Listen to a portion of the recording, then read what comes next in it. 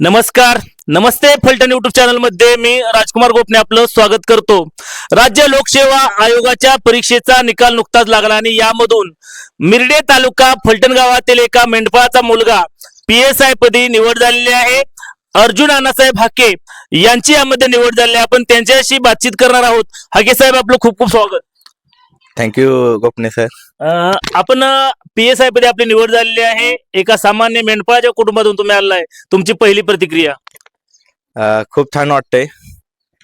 कसं आता ग्रामीण भागातून माझ्यासारखा मुलगा जर PSI पदी निवड होत असेल तर म्हणजे आता गावातला मी जवळ दुसरा म्हणजे आता एक आपले काळे सर आहेत, नंतर नामदेव कत्रे एक फौजी झालाय आणि त्याच्यानंतर मी PSI होणार म्हणजे MPC मधून निवड होणारा मी पहिलाच मुलगा. खर तर शिक्षणाचं प्रमाण खूप कमी आहे. मुलं शिकत नव्हती. तुमच्या पाठीमागच्या पिढ्यामध्ये कुणाचं शिक्षण झालं नव्हतं आणि यामधून तुम्ही कष्ट करून हे संपादन केलंय. काय सांगाल त्याबद्दल? कष्ट करून म्हणजे आई वडिलांनी जे शिक्षण दिलं त्यानुसार त्यांचं बाबा कष्टाचं आपल्याला जाणीव ठेवून पुढे शिकत जाणं आणि काहीतरी करणं हेच डोक्यात होतं. काय नेमकं आई वडिलांचं काय नेमकं सांगणं असायचं? आई वडिलांचं काय बाबा, तुझं तू शिक, काय असेल ते एवढंच बाबा, आम्हाला काय माहित नाही काय कसं असतं शिक्षण काय एवढं, पण तू शिक तुझ्या आणि तू बघ एवढंच.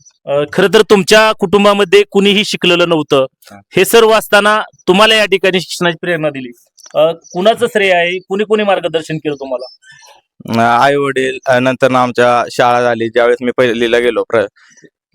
पहिलीला गेलो त्यावेळेस वस्तीवर शाळा झाली. म्हणजे पहिलेले एक दोन महिने गावात गेलतो, नंतर वस्तीवर शाळा झाली. त्यामुळं मग शाळा शिक्षणाची त्यावेळेस शिप्टे सर असतील किंवा गावात गेल्यानंतर सोनलकर सर, गावडे गुरुजी, तसेच आम्हाला नाळे मॅडम होत्या. या सर्वांनी म्हणजे शिक्षण म्हणजे चांगलं दिलं. त्यानुसार आम्हाला म्हणजे शिक्षणाची आवड निर्माण होत गेली. तुमचं प्राथमिक शिक्षण असेल, माध्यमिक असेल, कसा तुमचा शिक्षणाचा प्रवास कसा आहे? माझं प्राथमिक शिक्षण इथं झालं, जिल्हा परिषद शाळा कत्रेवाडा. नंतर गावातल्या शाळेत आपलं जिल्हा परिषद शाळा मिरडेमध्ये. नंतर माध्यमिक शिक्षण 8वी ते 10वी यशवंतराव चव्हाण हायस्कूल फलटण या ठिकाणी झालं.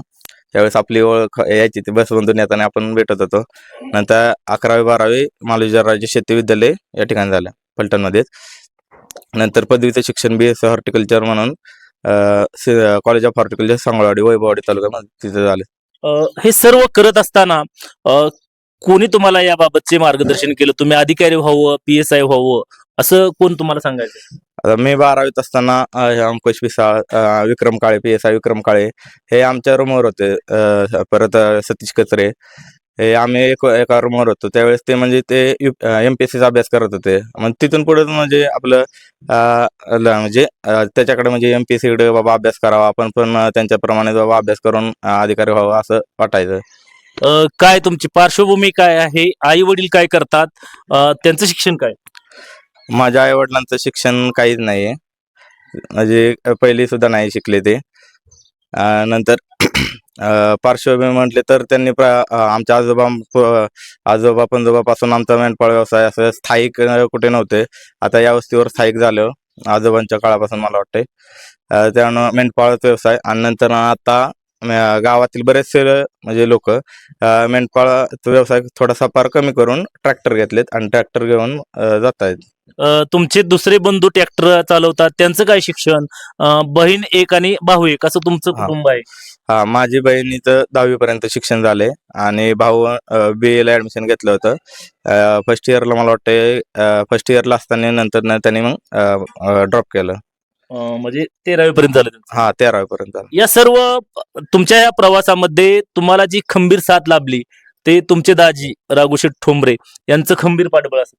हो, त्यांचं नक्कीच सांगणार, तुला काही लागलं तरी बाबा मी आहे, आम्ही आहे, आम्ही तुला काही लागेल ते एवढं तुला सगळं काय पुरवतो, पण तू शिक, एवढंच त्यांचं म्हणणं होतं. हे करत असताना कसं असायचं तुमचं अभ्यासाचं शेड्यूल? कसं असायचं? किती तास अभ्यास करायचा? काय अभ्यास करायचा? असं रेग्युलर तर अभ्यास दिवसाला 8-9 तास अभ्यास असायचा. पण ज्यावेळेस प्री निघाल्यानंतर मेन्ससाठी जर असेल तर त्यावेळी दिवसाला 12 तास, 12, 13, 14 तास पण अभ्यास केलेला आहे. त्यामध्ये 7-8 तास अभ्यास करायचो स्टडी, आणि 4-5 तास डिस्कशन करायचो मित्रांबरोबर. काय नेमकं कधीपासून हा अभ्यास करत होता? काय क्लासेस वगैरे लावले होते का? 2021 पासून मी अभ्यासाला सुरुवात केली, 2021च्या एंडिंगला. तिथून पुढं मग अभ्यास गेल्यानंतर 1-2 क्लासेस केले. इकॉनॉमिक्सचा केलता, नंतर मराठी इंग्लिश मराठी आणि इंग्लिश हे 2 क्लासेस केले. त्यानंतर मग मित्रांबरोबर डिस्कशन करून किंवा ग्रुप स्टडी करूनच अभ्यास पूर्ण कव्हर केला बाकीचा.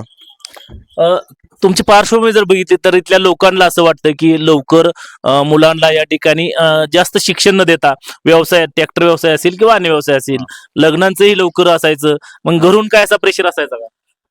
नाही, आई वडिलांनी कधीच मला म्हणजे बाबा तुझं लग्न करायचंय किंवा हे का असं शिकतोय तर चांगलं शिक बाबा, तुझ्या ह्यानी चांगलं कर, किंवा असं बाकीच्या लोकांप्रमाणे बाबा त्यांनी कधीच प्रेशर न घेऊन बाबा बाबा बाकीच्या आता मुलांचे लग्न होतात, त्यांना मुलं होतात आहे, किंवा बाकीचे मुलं ट्रॅक्टरवर जाऊन पैसा कमावतात आहे, असं काही त्यांच्या म्हणजे हे नसतं. म्हणजे आर्थिक परिस्थिती सुद्धा खूप कमी हे आहे, आणि मानसिक सुद्धा स्थिती म्हणजे एवढी म्हणजे चांगली नव्हती.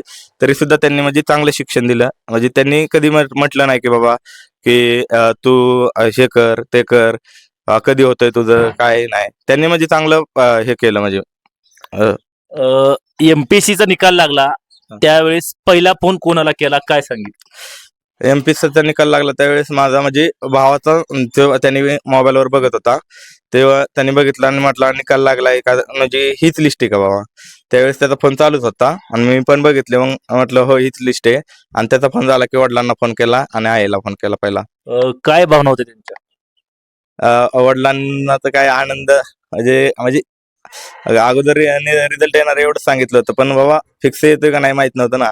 त्यामुळे रिझल्ट आल्यानंतर आनंदाची एकदम भावना. आणि आईला फोन केला तर त्यावेळेस आई रानात गेली होती. नंतर आल्यानंतर मग परत फोन केला त्यांनी. खरं तर एका ग्रामीण भागातल्या मिरडे सारख्या दुष्काळी गाव आहे आणि तिथून एका छोट्याशा कचरेवाड्यावर तुम्ही आहे. काय सांगाल इतर मुलांसाठी? इतर मुलांनी आता आता अभ्यास करतात म्हणजे जे 10वी-12वी तर त्यांनी बाबा एक दिशा ठरवून बाबा एमपीएससी करायची किंवा बाबा दुसरं काय करायचं, इंजिनिअरिंग वगैरे काय करत म्हणजे एक दिशा ठरवून बाबा, किंवा आता आम्ही मार्गदर्शन करणार आहोत त्यांना म्हणजे बऱ्यापैकी.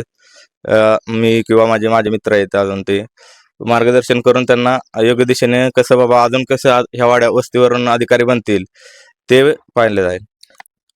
या व्यतिरिक्त अजून तुमचा काय अभ्यास सुरू आहे? इतर परीक्षेत तुम्ही बसलेला आहे? मी इतर परीक्षा म्हणजे मी गेल्यानंतर एक ॲग्रीची मेन्स दिली होती. गेल्यानंतर 2022 एंडिंगला झाली होती एक्झाम. ती 2023ला सुरुवातीला मेन्स झाली, ती दिली. तिथून पुढे मी नंतर कंबाईनची मेन्स कंबाईनच्या मेन्स दिल्या 2023ची आणि 2024ची. लागोपाठ 2 मेन्स दिल्या. 2023ला मला कमी मार्क्स होते, त्यामुळं तिथे काय माझं झालं नाही.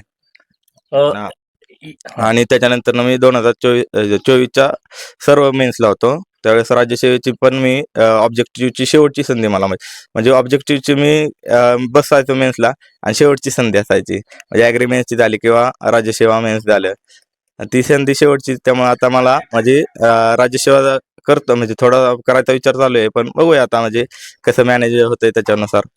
अलीकडच्या काळात बघितलं तर एक मिरडे अधिकाऱ्यांचं गाव होत चाललेलं आहे, त्याबद्दल काय सांगाल?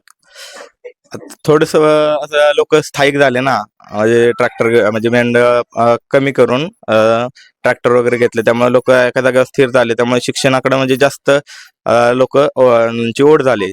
त्यामुळं लोक शिक्षण घेत आहेत. त्यामुळं शिक्षण घेत घेत मग जास्त कुठली सिक्युअर जॉब जर असेल तर गव्हर्नमेंट जॉब सिक्युअर आहे ना, त्यामुळं मग लोक जास्त तिकडे वळतात. आणि त्या आपल्या ग्रामीण भागातील मुलं कसं जायचा अभ्यास करायचा मनापासून काय असेल, बाकी तर काही विषय घेत नाहीत डोक्यात. त्यामुळं ते अभ्यास करून त्यामुळे त्यांना लवकर किंवा उशिरा जरी लवकर काय कसं आहे ते नशिबाचा प्रश्न आला किंवा. अजून एक महत्वाचा प्रश्न असा की जर आज पंचकृषीतील गावांचा जर विचार केला तर मिरडेमध्ये दरवर्षी 1-2 अधिकारी तर फिक्स मध्ये होत आहेत, याबद्दल काय सांगाल? मिरडे गावामध्ये 1-2 वर्षात 1-2 तरी रिझल्ट येत आहेत, ही खूपच आनंदाची बातमी आहे. कारण की आता जे लोक अभ्यास करतायत, बाकीची मुलं आहेत 10वी-12वी तसेच ग्रॅज्युएशनला असणारे, त्यांना पण सुद्धा म्हणजे हे वाटते की बाबा आपल्या गावातून रिझल्ट येत आहेत, आपण सुद्धा त्या क्षेत्राकडे वळलं पाहिजे आणि ते सुद्धा ती तयारी करतायत आणि चालू आहे म्हणजे त्यांची पण तयारी. त्यामुळे ते रिझल्ट भेटण्याचं लगेच म्हणजे ग्रॅज्युएशन झालं की लोक लगेच अभ्यास करून त्याचा रिझल्ट भेटतोय. हे होते अर्जुन अण्णासाहेब हाके. आपण त्यांच्या वडील त्याचबरोबर आईंशी चर्चा करणार आहोत. अर्जुन हाके, PSI अर्जुन हाके यांचे वडील आहेत अण्णासाहेब हाके. तुमचा मुलगा पोलीस अधिकारी झालाय, काय भावना आहेत? चांगला आहे, आनंद आहे सगळं. काय तुमचं शिक्षण काय नेमकं? काहीच शिक्षण नाही. तुम्ही तरी मला सांगितलं सही करता म्हणून. सही आपली मुलांना शिकवली मला. होय. काय तुमचं वय सध्या काय आहे? होय, ते पण आहे. 53 वय आहे. हं. काय व्यवसाय काय तुमचा सध्या? व्यवसाय लहानपासून मेंढराचाच. म्हणजे कधीपासून केवढा असताना अहो, मी मेंढ्या राखा? 7 वर्षाचा होतो तसं मी मामाच्या इकडे होतो. मामाच्याकडे कुठल्या गावाला? इथंच आपला संतोष जिजाबा कचरे, हा. जिजाबा कचरे मामा, बागोजी कचरे आणि जिजाबा कचरे मामा. बर. माझी एक खंडीभर शेरड म्हणजे 20 शेरड असायची. हा. ती 20 शेरड घेऊन मी त्यांच्या बरोबरच होतो, लहानपणापासून तिथंच होतो. बर. नंतर माझं लग्न ठरलं, मोठा झालो. हा. मोठा झाल्यानंतर लग्न केल्यानंतर बी मी 3 वर्ष त्यांच्याकडेच होतो. बर.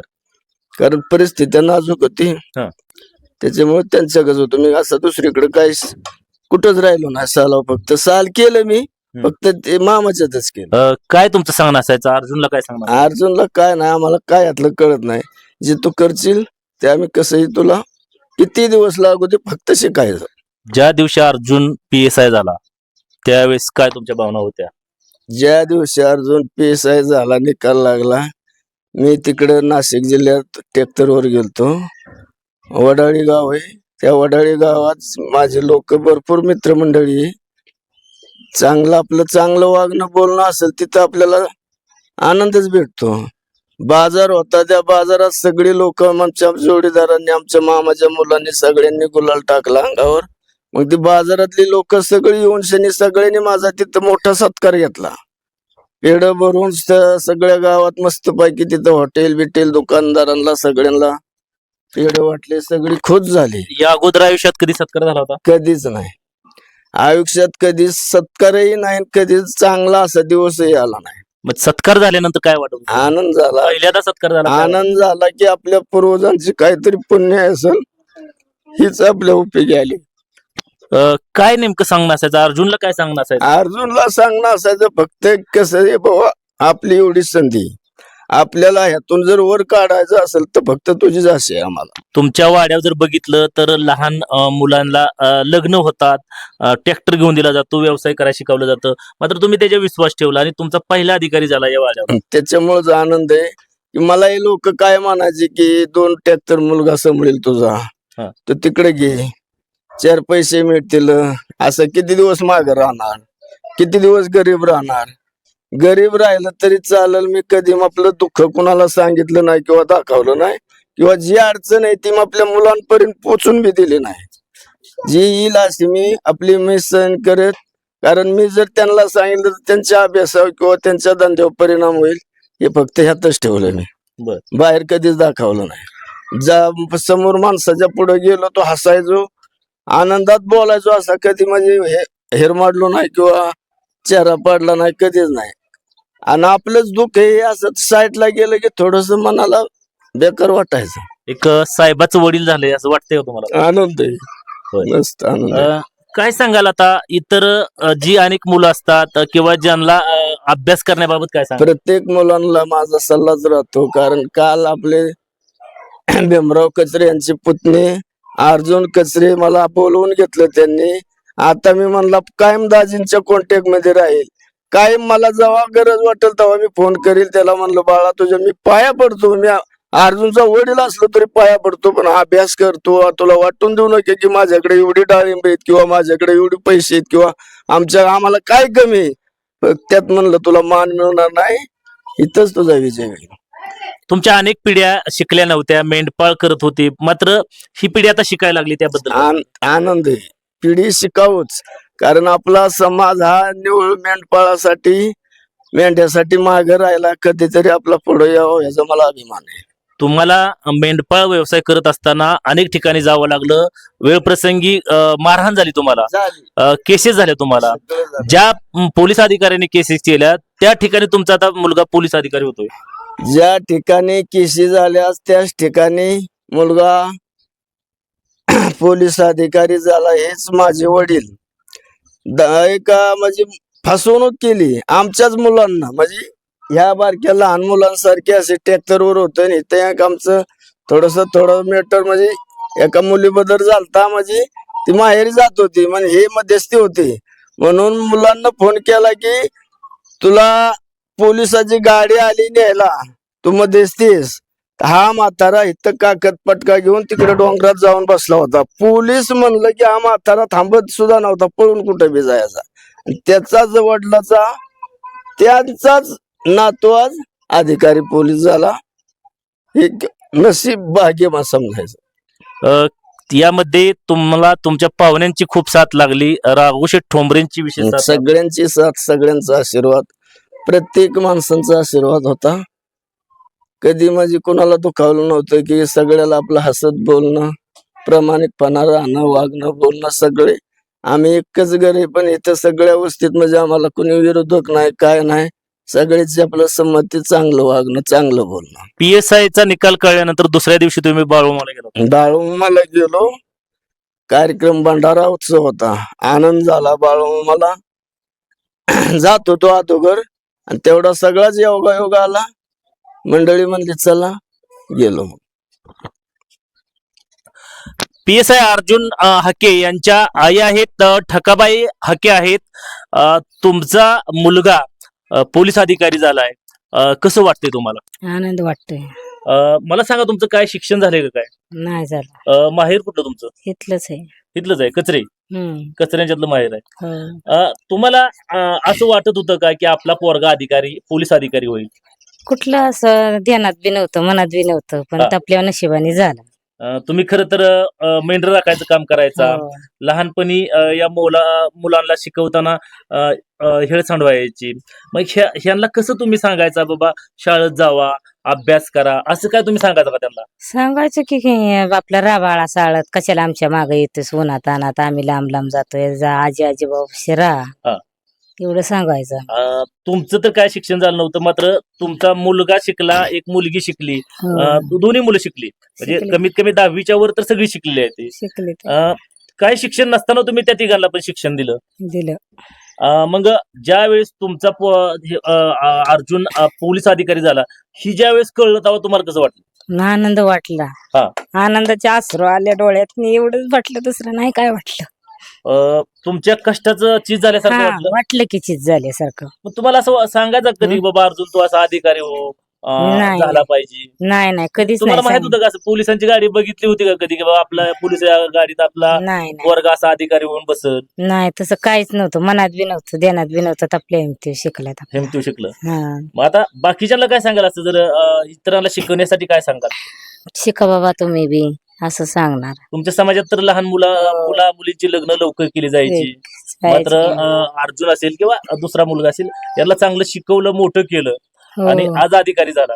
सांग की तसंच आपलं सांगायचं, शिका बाबा, मोठं व्हा, हा. एवढं सांगायचं, दुसरं नाही काय. अर्जुन हाके यांचे आजोबा आहेत भागुजी हाके. तुमचा मुलगा तुमचा नातू पोलीस अधिकारी झालाय, काय तुमच्या भावना आहेत? आनंद आहे आम्हाला, आनंद आहे. होय. असं आमच्या ह्यातच नव्हतं, मागं वाढवडला नातू झाला, आपला आनंद आहे. मेंढपाळ व्यवसाय करायचा, मेंढपाळ गावात नोकऱ्या केली आम्ही. या गावातनं त्या गावात जायचा. जायला किती मेंढर असायची तुमची? मेंढर कुठे लोकांची सांभाळा घेतलेली आपली. सांभाळा घेतलेली आपली? हो, घरची आपली दफात राहायच्यात थोडीफार. थोडीफार. वाटेने जाताना हल्लं व्हायचं, पोलीस केसेस व्हायच्या व्हायच्या तुमच्या हा मार किती घ्यायचा, थंड्या किती घ्यायची, चालूच होते शेतकऱ्याचं. पोलीस अधिकाऱ्याची गाडी एकदा आली तेव्हा तुम्ही डोंगरात लपून बसला होता. ते झालं होतं इथेच आमच्या देवी वशीच. बर. आता त्याच पोलीस वरांनी केली चेष्टा हो. हा. आता ते मग आम्ही बेतच होतो. हा. आणि आता तुमचा नातू आता पोलीस त्या गाडीत बसून येणार. हाय आनंदी. होय. एवढंच पाहिजे आपल्याला. आमच्या कुळी धर्मात नव्हतं, हा. आमचं घर मागं होतं. बर. यात अगदी आनंद बसला मला. खूप खूप धन्यवाद. हा. तिचं अर्जुन अण्णासाहेब हाके यांच्या आई आहेत. त्याचबरोबर अण्णासाहेब हाके वडील होते आणि अर्जुन हाके आपल्या समवेत होते. ज्या मेंढपाळ कुटुंब कायमस्वरूपी भटकंती करत होते, हजारो मेंढरांचे कळप या मिरडे गावामध्ये असत. या मिरडे गावाने गेल्या 30 वर्षामध्ये क्रांती केली आणि मेंढपाळांचे जे मोठे मोठे 100, 200, 300 असे तापे असायचे मेंढपाळांचे, त्याच मिरडे गावामध्ये नंतरच्या काळामध्ये ट्रॅक्टरचं गाव झालं आणि जेमतेम 300 ते 400 घरांच्या कुटुंबामध्ये 500 ते 600 ट्रॅक्टर झाले, जेसीपी झाले, पोकलेन झाले, व्यावसायिक झाले. मात्र इथल्या मातीने क्रांती केली, इथल्या मुलांनी क्रांती घडवली आणि मेंढपाळांचं गाव हे ट्रॅक्टरवाल्यांचं गाव झालं आणि ट्रॅक्टरवाल्यांचं गाव आता अधिकाऱ्यांचं गाव होण्याच्या मार्गावरती आहे.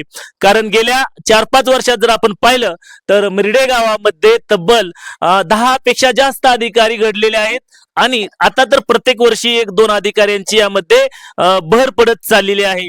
कायमस्वरूपी दुष्काळी पट्ट्यात असलेले जे फलटण शिंगणापूर रस्त्यावरती 2000 लोकसंख्येचं छोटस गाव डोंगर कपारीत असलेल्या या मिरडे गावामध्ये आता क्रांती घडू लागलेली आहे आणि यामधून आता अधिकारी घडू लागले आहेत. त्यामधीलच मेंढपाळ कुटुंबामधील अर्जुन अण्णासाहेब हाके यांच्याशी आपण आज बातचीत केली, त्यांच्या आई वडिलांशी आपण बातचीत केली. आमचे नमस्ते फलटणचे संपादक वैभव गावडे यांच्यासह मी राजकुमार गोपने. नमस्ते फलटण युट्यूब चॅनल साठी कचरेवाडा, मिरडे तालुका, फलटण.